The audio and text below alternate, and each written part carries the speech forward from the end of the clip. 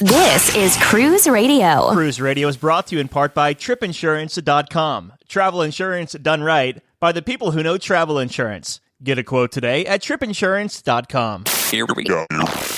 Broadcasting from the tripinsurance.com studios in Jacksonville, Florida. This is Cruise Radio. Ben and his family just returned from a cruise over in Greece on the Norwegian Viva, the second in the Prima-class. He joined us on the line to share his vacation with us. How you doing, buddy? I'm doing great, Doug. Good to talk to you again, man. I can't wait to hear and get you to unpack this sailing, because I know that you do like NCL, but this is your first time on a Prima-class ship. So before we get there, you're in the Northwest, Seattle. You had to make your way over to Athens/Piraeus to board the ship. So give me some pre-cruise thoughts. What made you want to sail this sailing? Yeah, my mother-in-law wanted to do a cruise to celebrate her 60th birthday with all of her friends and family. And as a Christmas present to her, I said, hey, I'll organize the whole group thing. So we started planning this, Christmas 2024 or 2023, about 2 years ago. And it was amazing. You left Seattle, headed 6,000 miles east over to Athens. Do you have any tips to share with us? Like, did you use miles? Did you leverage points? Did you book through the airline? Any thoughts? Yeah, so we're in Seattle, and we decided to rendezvous with everybody in New York, and we stayed at the TWA Hotel at JFK, nice. Which... it's that iconic mid-century. They filmed Catch Me If You Can there. So we had a great time, and it was nice to just break up the two legs of the trip that way and not be anxious about everyone coordinating their flights. So a lot of us were able to meet up in New York, spend the night, have a good time, and then we flew direct from JFK to Athens the following day. I booked ours with miles. My other family paid for their ticket round trip. And then we had some other folks in the group join us right before, and they got their airfare through the cruise line and didn't have any complaints or trouble. So kind of a mix of all of the above. Okay. And when you landed in Athens, how was the immigration line? We were among the first off the plane. So we were like, oh, let's go to the bathroom. And by the time we came out of the bathroom, 800 people had gotten ahead of us in line from a bunch of different points, it seemed. So it took about 45 minutes to an hour, I would say, to clear the customs in Athens. And then it was a really long walk, too. I probably should have researched the airport a little more, but just be prepared if you're arriving internationally. There's a long underground tunnel walk. With this cruise, was this your first time doing a Mediterranean type cruise? Yes. Okay, gotcha. Very cool. All right, so any pre-cruise time in Athens before you boarded? Yeah, we had about 3 nights in Athens before, and we stayed at the Athens Tier Hotel, which I found online, and it had good reviews. It was great. 5 out of 5 would recommend them. They helped us with the airport transfers and our transfers to the cruise terminal, and had a great breakfast every day. And then we booked a all-day tour of Athens through Viator. The actual tour company was called Elegant Greek Tours, and they had an option so you have your driver, and it's like a air-conditioned Mercedes van with bottled water and all that, which was really great. And then they had an option to book a private state licensed tour guide who's actually allowed to go into the archaeological sites with you. And I highly recommend that. That completely made the trip for us and kind of spoiled us, because, it was just 6 of us in this van with Helen, who was, taking us to the Acropolis. And she's got a degree in archaeology and history. And so she was able to, help us navigate the museums and really focus on bigger stories through the whole experience. Like I said, we felt a little spoiled because after that, all of our tours were through the cruise line, where, you're on a bus with 50 people. So, which was fine. But I tell you, if you can book a private tour, and it was pretty reasonably priced for US dollars, and getting that state licensed guide add-on was totally worth it for us. We liked it so much that we had another day on the end of the trip in Athens before we flew home. And so we booked a second tour to kind of head out outside of the main city of Athens to see some other sites on that day. Nice. All right. So it's time to board Norwegian Viva, and you board the ship in Piraeus, so a little bit outside of Athens. How was that embarkation process there? And is it set up as a normal cruise terminal, or is it some European ports for like NCL and other cruise lines are more of like kind of an express area where it's not a full terminal? You know, the only terminals I've experienced are Seattle and Los Angeles, and Piraeus was a dream. Mm-hmm. We didn't stop walking from the time we exited the shuttle till we were on the ship. There was a ton of staff at the counter. We walked right up to it. We had the first arrival time slot, and we got there maybe 25 minutes before that time slot. Mm-hmm. And we just walked straight onto the ship. We were on there along with anybody who paid for the priority access, which we didn't pay for. So they have it down. Maybe it was a good day, but it's the oldest port in the world, we learned. Mm-hmm. And so they've been doing this for a while, I think. Now, when you're boarding in Piraeus, I know when I boarded Sun Princess in Piraeus, I boarded from the pier up a little tiny ramp, but not like an elevated gangway. Was it the same for you? Yeah, it was direct from pier level. There was nothing elevated. Gotcha. So then let me ask you this. You make your way onto the ship. You kind of have to snake your way around to get to the public space. But what were your first impressions of the ship, like in that Primrose atrium? I thought it was stunning. It was a completely different and, in my opinion, refreshed cruise experience compared to the Breakaway Plus ships, which are also quite awesome. The reimagined atrium, it's less like the hub of the ship and more of a quiet place to explore. It kind of reminded me of Pandora from Avatar, where it's just 3 stories of islands and bridges and nooks. And it's all very beautiful. And I think what they did, moving some of the large scale, loud atrium programming into the theater, was really smart. It took me a second to understand it, but like their theme parties that go till 1 a.m, they put all of those in the theater now, and all of the seats retract. So it's just this huge dance floor where they can have a DJ on stage and a pop-up bar, and it works so much better than in the atrium. They also don't have the local kind of hovering over it, which I thought I would miss, but where they have the local on this class, you can actually sit outside there, which having some complimentary venues with outdoor seating was really nice. So I thought it was beautiful. And, you know, they still did some, you know, little couples games and challenges and dance classes down there. And it is less of like a focal point throughout the atrium, but there was always a place you could sit to watch and participate if you wanted, but you could also have a conversation and you weren't competing with the clatter of the local or the guest services line. Everything was really smartly spread out in the atrium. Yeah. It's even better on the next ship, too, on Aqua. They've even spread it out a little bit more. It feels really nice in there. I agree with you, though, that those atriums have always been one of my favorites with that Prima-class. All right, well, let's talk about the stateroom. What kind of stateroom did you book on this 7-night cruise, and how did you like it throughout the voyage? So most of us were in the standard balconies. We did have somebody in a solo studio and another pair in just an inside cabin. Everyone loved their cabins. Pretty much universal praise. The cabins feel huge, and the storage arrangement is really, really smartly done. On the Breakaway Plus ships, your closet is either directly adjacent to the bed alongside of it or the couch. And so you would have to like shimmy in there to open up the closet door and see. On the Viva, you walk into your room and you've got 3 closets on your left and the door to your bathroom on your right. So everything is in this entryway corridor, which makes the rest of the room where you actually sit and enjoy your time feel so much larger and less chaotic. There's, recessed lighting everywhere. There's plenty of outlets. The USB-Cs are by the bed. The lighting is on a motion sensor in the closet, so they dim on slowly when you slide the door open, and then they close when you close the door.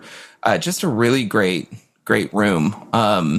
One tip we figured out too late because we didn't want to rearrange everything. But you've got 3 closet stations right as you walk in. The first one is open, and then the next 2 share a pair of sliding doors. And we unpacked with one person in each of those, but that meant only one person could access their closet at a time because the other would be covered up by the doors. So our tip would be to leave the middle one for your less common stuff, your backpacks and your jackets and extra shoes, and have one person take the open section and the other take the far one. Would be my only complaint, because it got a little crowded in the entryway, but if we had just unpacked differently, it would have been fine. What deck were you on? Deck 15. Okay. Yeah. So pretty high up there then. So let's talk about the food, doing things a little bit different here, because you have the buffet just off the pool deck, but you also have other food stations that are included in the price of your cruise, like down there on deck 8, I believe. So let's start here with the buffet area up by the pool deck and the grill kind of attached to that. What did you think of that space, the food, and did it ever feel too crowded? I mean, I definitely read the reviews and heard some of your other episodes about it. The ship is designed to pull people out of the buffet and send them elsewhere. But it's the option by the pool, so it's going to be crowded. The grill in particular is at the far end of the buffet. So if you were swimming in the pool and you wanted to get a hot dog, they don't want you to walk through the buffet with a wet swimsuit, which makes sense. So you would have to kind of take a long back route to get to the grill. However, we booked the Vibe Beach Club, which is right next to the grill at that end of the ship. And so if you have the Vibe Pass, it was awesome because there's, tables and chairs inside the Vibe, and you can just slide over, grab your lunch from the grill or the buffet if you want, and take it right into the Vibe. So I think they did it kind of for the Vibe guests. But I think they should have put it next to the pool like it is on other ships. That to me is sort of an obvious flaw. But we really liked the buffet. They have staff encouraging you to take your food next door on the other side of the elevators to Food Republic. And we did that for one of the lunches, and it was empty in there. So that would be my tip, is if you're doing buffet breakfast or lunch, take a right, go to Food Republic to say, meet here, and then go get your food and go back there to have a quiet lunch. What is that food hall called on deck 8? Yeah, the Indulged Food Hall is amazing. And we had a bunch of lunches there, and there's so much seating, and it feels like a place you would actually want to sit and have a conversation and eat. But the food is fast and it's hot, and there's tons of variety, particularly the Indian food with the tandoori ovens, just incredible food. And they've got outside seating there too, which is really great. And they also do breakfast down there. So I would tell anybody to go to Indulge for breakfast. And they don't do the touch screens like they do the rest of the meals at breakfast. It's just similar buffet stations sort of scattered throughout. But you're going to be able to get your food a lot faster, and you're going to have seating much faster down there for breakfast. Could you explain the food hall concept for someone who may not be familiar with it? You get seated first. There's a couple touch screens at the table, and you pass those around. You can order whatever you want. So even if you were seated, they have bar seating at some of the stalls even. But you can still order from any of the places, no matter where you sit. And if somebody wants Indian and someone else wants barbecue, then order your lunch, or order a mix or a whole pile of food and share it. And yeah, it's all included, and it works pretty well.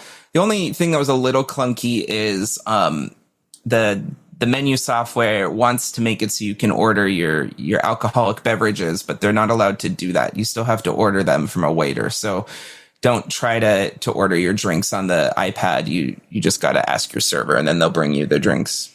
Outside of the Indulged Food Hall, of course, you have the 2 main dining rooms, Hudson Room and the Commodore, I believe.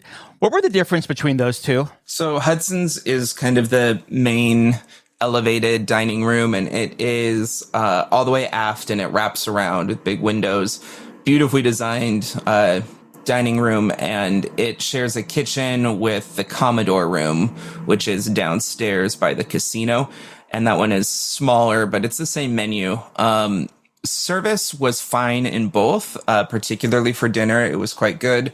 We made a mistake of trying to go to Hudson's for breakfast on a early, busy port morning in Istanbul. And everyone else on the ship had the same idea, it seemed. So that service was a little stressful and slow, but otherwise great hot food and good service in both venues. With the inclusive more at sea dining, how many dining credits, I guess, or options did you get through your 7 nights? So the solo studio and inside folks each had 1 included meal, and then the balconies had 3. So what specialty restaurants did you hit up on the 7-night? We made it to, I think, 4 of them. So we went to Hasuki, the teppanyaki restaurant, and it was all very good. I've been on a couple NCL cruises recently, so it's the same menu, and it starts to feel like the same songs and the same jokes. So to me, that's kind of a one and done experience at this point. I do recommend it for anyone sailing NCL for the first time or going on their first cruise. You got to do it. It's really good food, but the novelty has worn off a little bit with that one. We did Cagney's, which this was the best Cagney's meal we've had across the ships we've been able to do. They brought us a little box of steak knives, supposedly from all over the world. And I don't remember that happening on the other ones. So you got to choose your knife. They were all kind of dull, but it was still a fun gimmick that I hadn't experienced before. And the food there was really, really good. The design for Cagney's on this ship feels kind of like an afterthought. It's tucked away right by the casino and the Commodore room, which is the main dining room. And then they put the Belvedere bar in between the two.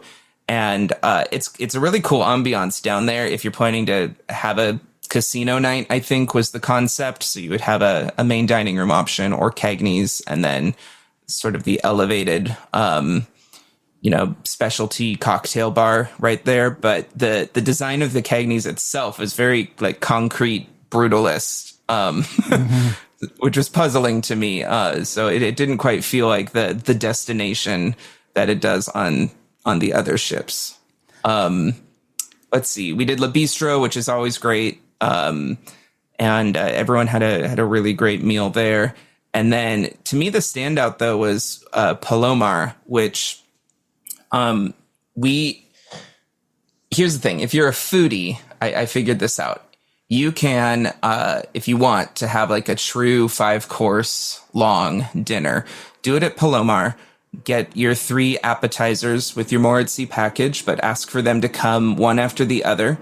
And then they have a whole roasted fish for 2 as a upcharge on that menu. And we went ahead and did it, and it was spectacular. It takes them about 45 minutes because they, pack this fish in sea salt, and then it comes out on a huge cart, and they crack open the salt and the steam whooshes out, and there's a whole presentation that comes with it. And it was delicious and definitely worth the $25 extra charge. So if you do that, your 3 appetizers, one after the other, and then you have that, and then your dessert, you can really kind of have that 5-course night out meal. Just don't try to do it on a night where you've got show tickets or something else. But it was definitely worth the wait. And everyone in the restaurant's jaws kind of dropped when that thing came out. So that was really fun, and I'd recommend it. Yeah, a great meal there. I didn't know what to expect at first, but certainly glad I went there on, I believe it was Aqua. Okay, so then the local, how was that? Local was good. We did a dinner there, and it's a very different vibe than on the Breakaway Plus ships.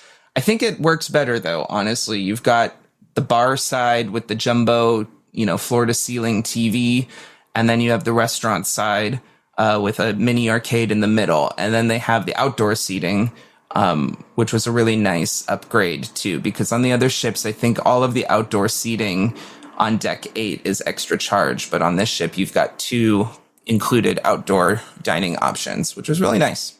The setup is nice because you can go to the dining room part of the local or sit there in the main, I guess, thoroughfare, you call it, maybe, going through. So people are walking by, but you can also dine there where people are walking by going from front to back. Yeah, that's correct. And the Deckgate Promenade, they have a silly different name for it on each one, the Ocean Walk Boulevard, something or other. But this one actually does a full 360 around the ship without needing to step inside. And I just think they knocked it out of the park. There were so many places on this ship where a family could kind of make it their spot. It felt like you were just all week discovering new nooks and couches and destinations. They really designed this to scatter people out and make it feel like a much more intimate cruise experience than I think the more traditional ships, which are all about pack everyone together in the theater or in the atrium or on the pool deck. So let's talk about entertainment on Norwegian Viva. And I have to say, because I sailed this voyage just because I saw Beetlejuice 3 times on Broadway. So I'm like, Beetlejuice is on the ship. I'm going. And of course, the week I was on board, they were still doing rehearsals and it wasn't quite ready yet. So I was like, dang it. But anyway, how was Beetlejuice? I know that you're in the, you're a drama teacher, correct? Yeah, I am. Yeah, that's right. So what'd you think? It was great. It was great. And here's the thing. My first Norwegian cruise, I saw Six and I saw Jersey Boys on the same ship. And Six was on that ship before it was even on Broadway. And I thought, holy cow, this is what cruising is. This is amazing. And then, of course, like the next year, they start clawing back and taking all the Broadway shows off their ships. And, you know, they say the stuff that they're making in-house is better. And it's what the customer satisfaction surveys say people like. But it does not compare. I'm sorry. Mm-hmm. Elements and, you know, the secondary shows that they're cooking up are not the same as a Broadway musical. And I thought it was awesome. I mean, full scale scenery, costumes, set changes. It was a great production. We all had a great time. Is it my favorite musical in the world? No, but I would hands down take it over and above any of the original programming they're doing to save money right now. Okay, so aside from Beetlejuice, how was the other music and entertainment around the ship? It was great. You know, I can see why. And maybe it has to do with being in the Mediterranean versus Alaska or the Mexican Riviera. It definitely was a higher quality across the board. The people were on this ship to be on a party, not necessarily to relax in nature. So I think the quality was higher. Not that it was bad on our other cruises, but you know, when you've got a roaming band with 5 people in it compared to a soloist and a keyboard, they really put their money into this ship. We thought all the entertainment was really good. We did Rumors at Sid Norman's, and loved that. And the comedian was great. You know, everyone complains that those venues are too small, but those entertainers also perform shows in the main theater. So in my opinion, if you want to go to a show that starts at 7 and you want to walk in at 7 and expect a seat, go to the ones in the main theater. Mm-hmm. But if you want to have a show that is designed to be in a smaller, more intimate space where the performers are coming out into the audience and interacting, you've got to be willing to get there a half hour or so early, to have that smaller experience. Did you catch Rumors? Yeah. Catched Rumors. It was great. Mm-hmm. It was nice break from the Beatles cover bands on the other ships we've been on, which are also great, but kind of bored with that. So I thought that show was really, really well done. And what was the other show? So I actually tried out for Press Your Luck Live and made it to callbacks, which was a really interesting experience. They didn't end up putting me in. And so I didn't make it to the show, but I heard it was a great show. And so I think from what I hear, that show had more of an elaborate game show setup than Deal or No Deal or Wheel of Fortune, where it's just a screen. But that was the other big headlining thing. Oh, and Icons, which we passed on that because like I said earlier, my bias is for the real musicals. Sure.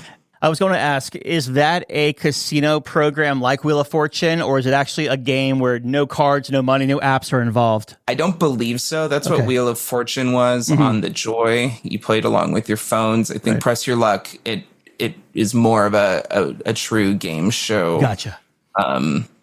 Experience. And I tell you, that audition and callback process, it took an hour. It was really interesting. They definitely are trying to pick people who are going to be really fun and make a great night of it. How about the casinos as far as the smoke situation in and around? Because I believe that most of their casinos now are non-smoking except like a smoking room. Yeah. And it was, this itinerary had a port every single day. So the casino always seemed to be closed. I did appreciate the location of the casino was down on deck 6, kind of tucked away, so you didn't have to walk through it to get anywhere. And it did have a dedicated smoking room, so I didn't smell a whiff of, smoke the entire cruise. No sea days, but you still got that vibe pass. How did that work out for you with not having any sea days? Was it worth it? I think the Vibe Beach Club pass is 100% worth it, even on a port intensive itinerary. Honestly, because it was so humid, we barely opened our balcony door. I'd say, unless you really need the view or something, save your money, get an inside cabin, get an ocean view, and get the Vibe Beach Club pass, because it was like having a whole private sun deck for our group. And it's very easy to get to. There's 2 huge hot tubs. The bar staff is amazing. They know your name. They take care of you. And especially on this ship, being right next to the buffet and the grill, it really was a fabulous spot to hang out, and it made the vacation extraordinary. There were a lot of people on board complaining, waiting in lines for things about the pool deck area and how small it is. And I can't say they're wrong. It is very small. The lounge chair hogs were definitely out in force. So I think budgeting for the extra $250 or whatever for the Vibe is pretty worth it in this case, if you don't have kids with you on the cruise. They have those 2 infinity pools down on deck 8. People were in them, and the hot tubs, it felt more transient down there and less of a destination, especially because, when you're at sea, one side is inevitably going to be in the shade and the other will be in the sun. So I think the concept was interesting to try to say, look, we have 3 pools, not just 1, but it definitely is not the fun in the sun at the pool vibe like a traditional cruise ship has. We did take advantage of a lot of the other bells and whistles. The go-karts were fun, very much a one and done experience for me at this point. I think I'm excited to go on the Aqua one day, because I think that has repeat value and it's free or included in your fare, that water coaster. Whereas like the other ships, the go-karts, it's a wait and it's a little clunky. I did the dry slides. There's 2 that are supposed to race each other, but those were the slowest, least fun thing I've ever done. I can see why they kind of scaled that back on the other ship that came after this one. I mean, it was so slow. You had to scoot yourself through these slides, and there were 4 of us who tried it, and we all had the same experience. So they got to do something about those. But the other one has like a floor that drops out underneath, and so that one was actually really fun. So I did that one, and we tried the darts, which were great, and the mini golf was cool. It's supposed to like keep score for you, and there's trivia and all of these animated things, but a lot of that wasn't working. You could still just play through it as mini golf, but I think if they're gonna try to do an upcharge and make it fancier than it needs to be, they gotta also maintain it. You would think. When you were in the Vibe Beach Club, I know that's right there underneath the go-kart track. Did that impact the, vibe at all as far as the noise? No, because they're not gasoline powered, of course. So all of the noise is artificial and you don't really hear it. This Vibe is, you kind of feel like a fishbowl though, because there is a public staircase right outside of it, and a walk around up at I think they call it the stadium, where the go-karts are and the dry slides and the ping pong and shuffleboard. So there were people up there, walking around or watching the sunset, and they're definitely standing there over the vibe, which probably was intentional on Norwegian's part to be like, hey, look what you could have bought. But if you were in there, it was a little like, I don't know, self-conscious. Sure. But not the end of the world, of course. Yeah, that would be the only thing. I think they positioned the vibe to be much more visible, so that way people see the product and want to purchase it on the next one, is what I think they were trying to do.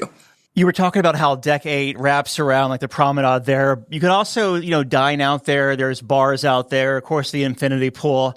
If you were trying to grab a lounge chair, and speaking of fish bowls, were you in a fish bowl out there too, with whether it's people walking by in the inside or even looking down at you from one of the upper balconies? Yeah, I think it works really well. A lot of the loungers and whatnot are tucked underneath those overhangs. So, okay.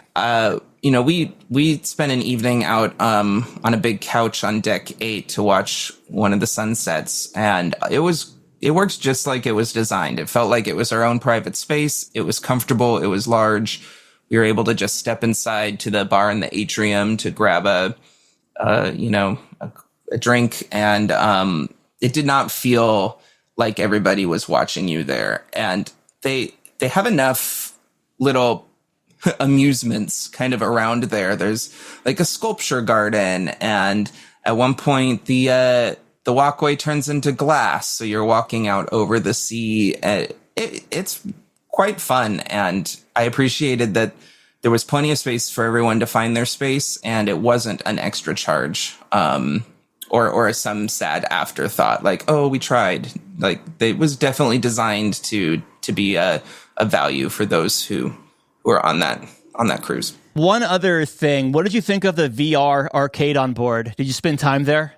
We did, yeah. Forgot about that. So I actually wanted to try the escape room, and it was really fun.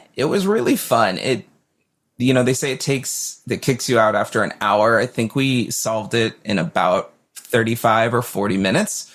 And it was really cool. Like, there were projections, there were screens, but also it felt like, a Hollywood set with real props, and it was great. So that's what we did in the arcade. And we also did do a one-day pass at the thermal spa, which was totally worth it. I wouldn't recommend the 7 days pass for this sailing with so much port time, and certainly not if you also have the vibe. You got to, in my mind, it's sort of a one or the other.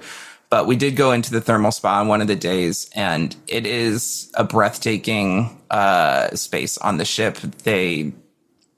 You can tell they were watching human behavior in their other spas with how they designed this one, because they took the big therapy pool and the saunas and steam rooms and salt and ice and all that. And that's all on the interior of the deck. And then you have to go down a hallway and through a set of doors to get to the huge ceramic heated lounger area. And so that became truly a quiet space. Whereas on the other ships, it was all right next to the hot tub, where people, of course, are going to have a conversation, and it's loud. So you walk in there and it was just totally serene. They had tons of those ceramic loungers and day beds.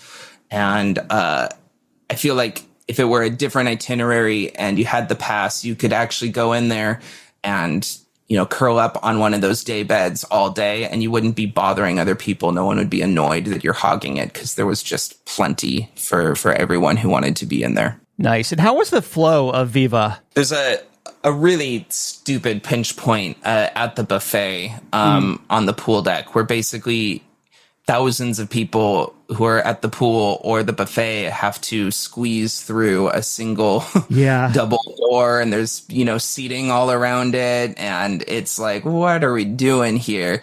So I think because they have the specialty restaurant on the opposite side, which was sometimes open for extra seating or to walk through, but they also had like wine class in there during lunch one day. So it was closed off. Yeah. So I hope that they've kind of adjusted some things, or they will. You had quite a few ports on this sailing here, so give us the first port. You can give us the highlight, then we'll move to the next one. Sure. So up first was Crete, and we had a pretty long day there.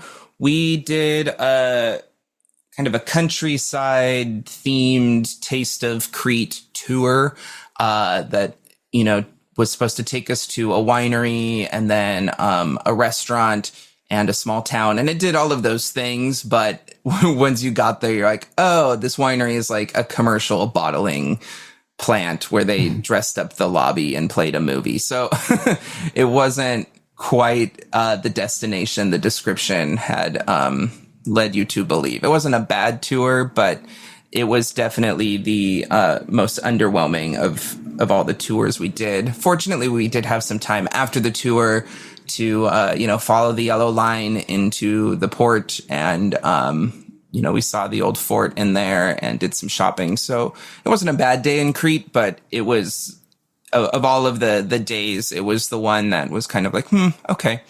After Crete was Rhodes, and we didn't have anything scheduled for Rhodes. And that one was kind of the big surprise for many of us. We loved Rhodes. I didn't do much research on it, so I just kind of got off the ship and I found myself in this medieval castle and this huge bazaar. And you go to these shops, but you're like, wow, this, tiny store is inside the cavern of this huge castle. How cool is this?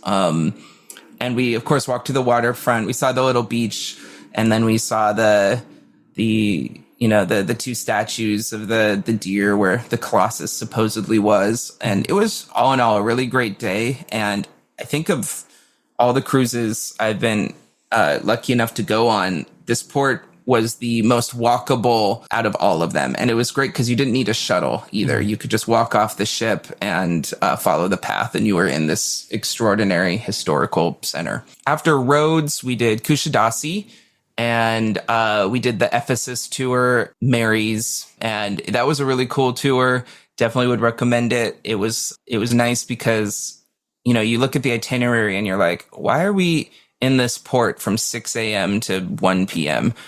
That's such a weird time, but it's, first of all, hot. And second of all, the cruise line, we learned, had paid the government to allow its tours into those sites before they were open to the public. So everyone in Ephesus was on a Norwegian tour while it was still cool and the sun was still rising. So I understood what they were doing with that and appreciated it. And I'm sure all the cruise lines probably do something similar, but it definitely made that tour a good value.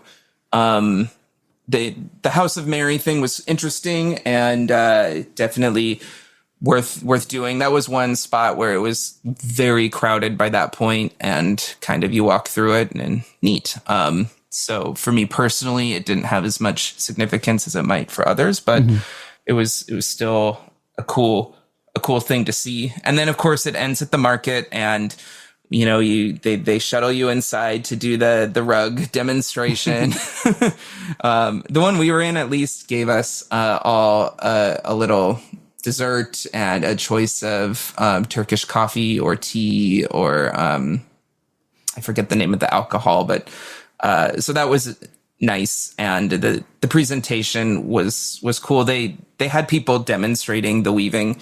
So it was a little more educational, and it didn't quite feel like a ginormous sales pitch, even though it was. But I guess our guide was saying it kind of is part of the deal. The government wants the cruise lines to have its guests see that because it's part of the culture, but also it's a part of the economy too. So I know what was going on, but it was okay. It wasn't a bad time. Hey, I will say, and I've said it before, when we were in there, people were buying $6,000, $7,000, $10,000 rugs in our group. So it actually works. It does. And you feel the rugs, and when you watch them make it, and they talk about how many days per inch it takes for these handmade rugs to happen, you appreciate it, and good for them. They're having an experience, and they probably didn't mean to buy one of these things, but I also don't think they're taking home some kind of lemon that they would regret later. Sure. I don't know. And what do we have? One more stop before the two beautiful islands? We have one more. So we also did Istanbul. Istanbul was before the two islands, and it was a good day. Have you been to Istanbul? I have, and lots of cats there too, right? Cats were kind of all over the place. That's Somebody true, too. said that they're not street cats, they're free cats, There you go. I think is what they called them. And the whole culture and community takes shared responsibility and makes sure that they're fed and all that, which was kind of a cool thing to learn. But yeah, there are lots of cats. So Istanbul was another great day. We booked a tour through the cruise line that took us to the cisterns underground and to the Blue Mosque, and then, of course, to the Grand Bazaar. And so while it was a little hectic, it was definitely worthwhile, and it checked all the boxes of the things we wanted to do. And but it was also nice to get back on the ship and go, and not be in all of the chaos of it. And then it was Mykonos and Santorini. And you haven't been to either? Never have. Mykonos, we did not have anything planned, so we got off the ship and found a cab driver, asked them to take us to a beach that maybe was more for the locals, or was at least not the obvious one that the cruise line takes everyone to. So they brought us to a beach, and so we just had a beach day, and it was really nice. There was a restaurant there. Extra charge for a lounger, or I think if you ordered from the restaurant, you could use one of the loungers, and that was fine. Beautiful sand, and the water was really nice. So that was kind of our Mykonos day. And then the Santorini, the tour in Santorini called OPA, Greek celebration OPA, I think. So I get the impression that these tour groups work with all of the cruise lines. So if you find one with that in the title, I recommend it. It was great. We went to a smaller town and kind of got to explore and catch some views in a very uncrowded part of the island before going to Oya, where, of course, the blue domes are. And that was kind of hell. There were thousands and thousands of people squeezing through little tight sidewalk passages, and everyone is trying to get the picture. So we got the picture, and then I got myself to a bar. And then after that, we got back on the bus, and they took us to a restaurant that's clearly set up for a wedding venue, and it was beautiful. And that restaurant served a very huge, generous buffet lunch of really good Greek food.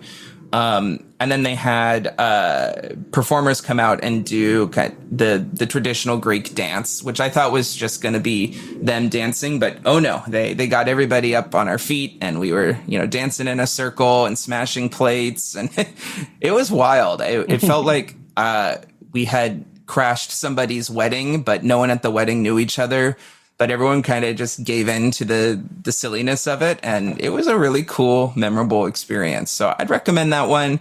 And I would recommend booking a tour for Santorini, only because the getting up to the mountain and getting down on your own seemed like a lot. So it was nice to have the tour bus up, and then the tour included the tickets on the tram down.